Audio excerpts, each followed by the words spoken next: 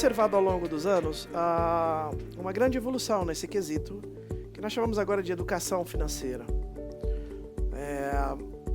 O dinheiro, ele vinha muito atrelado, não vou conseguir fazer nada aqui adequado ao tempo histórico, mas alguns comentários para a gente compreender um pouco a importância e a necessidade que nós, hoje pais, temos de proporcionar aos nossos filhos educação financeira e o ganho que eles terão. Por exemplo, no meu tempo, eu quando falo no meu tempo, estou falando assim de 2 ou 3 gerações atrás, 20, 30 anos atrás, né? Não tanto assim também. Quando criança, eu via algumas crenças com relação ao dinheiro. Que o dinheiro é sujo. E assim a gente foi observando que o dinheiro, eu cheguei a ouvir que o dinheiro era pecado. Então, dentro das pessoas, elas tinham o quê? Suas crenças, e se eram crenças, elas acreditavam nisso. O que eu tenho? O que eu ou nós podemos fazer? Né? Mas a questão do dinheiro precisou-se de muita evolução para que a gente começasse a entender de que isso faz parte. Demorou-se muito, por razões diversas, inclusive períodos políticos no nosso país, né? De que era importante se ter a tal da educação financeira, que já deveria ter nas grades curriculares já há pelo menos 30 anos atrás. E se tivesse, a nossa vida teria sido diferente. Hoje, quando eu vejo os balanços financeiros dos bancos, quando são publicados, o Banco X faturou 2 trilhões, o Banco X teve faturou tanto bilhões no primeiro trimestre. A gente vê muito isso, que é publicado nos balancetes, que tem que se publicar nos órgãos de imprensa, eles acabam virando notícia. E eu observo que cada vez mais as instituições financeiras estão tendo ganhos, mas lucros, exatamente, lucros. Um banco, ele tem educação financeira. O ser humano, o indivíduo, nós não temos. E eles estão crescendo e a gente não. E o que fazer para a gente inverter esse processo? Educação financeira. Os bancos vão continuar, mas eu pergunto, se há 20, 30 anos atrás nós tivéssemos na grade escolar educação financeira, será que esses bancos estariam tendo esses ganhos imensos? E eu demorei muito para aprender. Eu fui me tornar próspero. Eu vou falar de uma metodologia e faço dela um testemunho também. Eu fui me tornar próspero. E próspero é diferente de você ganhar dinheiro, né? Eu trabalho a minha vida inteira, eu trabalho há mais de 30 anos, há mais de 30 anos eu ganho dinheiro, né? Mas eu fui me tornar próspero há muito pouco tempo atrás, quando eu fui iniciado na educação financeira por uma filha minha, né? Não tenho vergonha de dizer isso, não. Sempre cumpri com os meus compromissos, né? Sempre comprei as coisas que eu queria, né? Dali o lugar onde eu moro, meu carro, minha vida tocou. Mas eu poderia ter feito isso com muito mais qualidade e com muito menos esforço. Então eu precisei trabalhar muito para poder cobrir o padrão que eu determinei aqui para mim e para minha família, porque eu não tinha a tal da educação financeira, né? E eu conheci uma técnica, uma metodologia chamada DSOP, D-S-O-P. E eu, ao falar para você o significado dessas siglas, você já vai descobrir se você tem ou não educação financeira. Então, DSOP é uma sigla, D-S-O-P. 4 siglas com significado cada uma. O D é diagnosticar. Então, como implantar uma metodologia, como implantar o início de um processo de uma educação financeira na tua vida, ok? Então, o D é diagnosticar.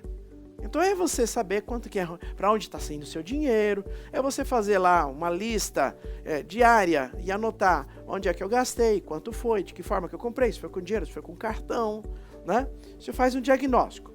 Coloca na internet, coloca no Google a sigla metodologia DSOP, D-S-O-P.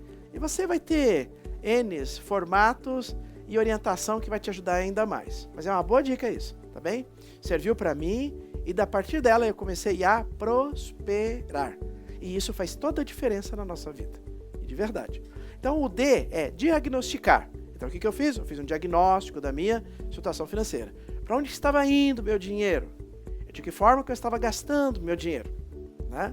O S, você trabalha para quê?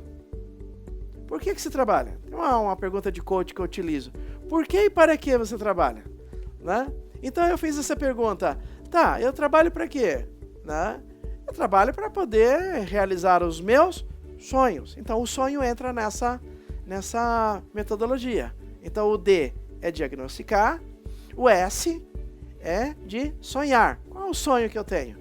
Então eu te pergunto, qual é o sonho que você tem a ser realizado? Né? Eu sonho ter uma casa, eu sonho ter um carro, eu sonho pagar com tranquilidade a faculdade dos meus filhos. Qual é o seu sonho? Então você já está dentro da metodologia. O D, diagnosticar a sua situação. O S, sonhar. O O é quanto custa isso? O O é de orçar. Né? Então quanto custa a casa que eu quero ter? Quanto custa o carro que eu quero ter? Quanto custa a viagem que eu quero fazer? Um dia eu perguntei para uma palestra, escuta, me fala um sonho impossível que você acha que você nunca teria dinheiro para poder fazer. Aí um aluno pegou e falou assim para mim, eu queria rodar o mundo. Eu queria viajar pelo mundo. Eu falei, quanto custa isso? Né? Quanto custa? Ele falou, sei lá. Né? Então, quer dizer, se você não sabe quanto é que custa seu sonho, ele pode se tornar impossível para você. E na verdade esse sonho é totalmente possível. Porque quanto você acha que custa para você viajar para o mundo inteiro? Viajar às principais cidades do mundo e aí pelo tempo que você quiser. Quanto você acha que você gastaria? R$1 milhão? Imagina, muito menos você faz isso.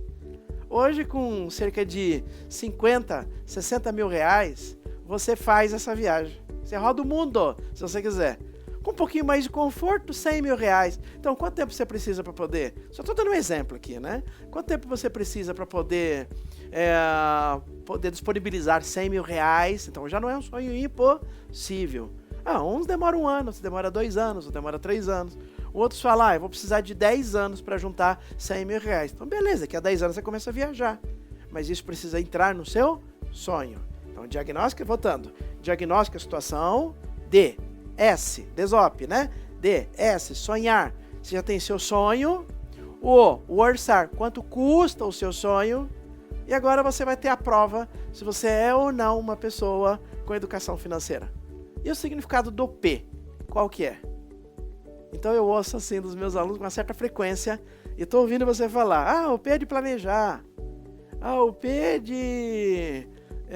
e começa de... tudo, menos o que é de fato. Então você acha um monte de significado para programar, planejar, né? E na verdade o P significa poupar. Então D é S de diagnóstico, D de diagnóstico, S de sonhar, O de orçar e P de poupar. Então agora você tem aqui hoje os 4 passos para você começar a desenvolver uma educação financeira na tua vida e começar a realizar os teus sonhos. Poupar. Quanto que eu preciso poupar por mês para poder conseguir o meu sonho? Bom, eu já sei onde é que o meu dinheiro está indo. De repente eu começo a identificar que eu tenho algum supérfluo ali que eu posso substituir, né? Eu estou gastando muito dinheiro, por exemplo, num determinado segmento que eu não preciso daquilo. Eu vou direcionar aquilo para poupar. Pronto. Eu já tenho lá a fonte para realizar o meu sonho. Parece simples? Ou como pareceu para você? Pareceu difícil? Nada, filho. Metodologia. Comprovação científica disso. DESOP. D-S-O-P. Né? Então você começa a orientar seus filhos a tudo.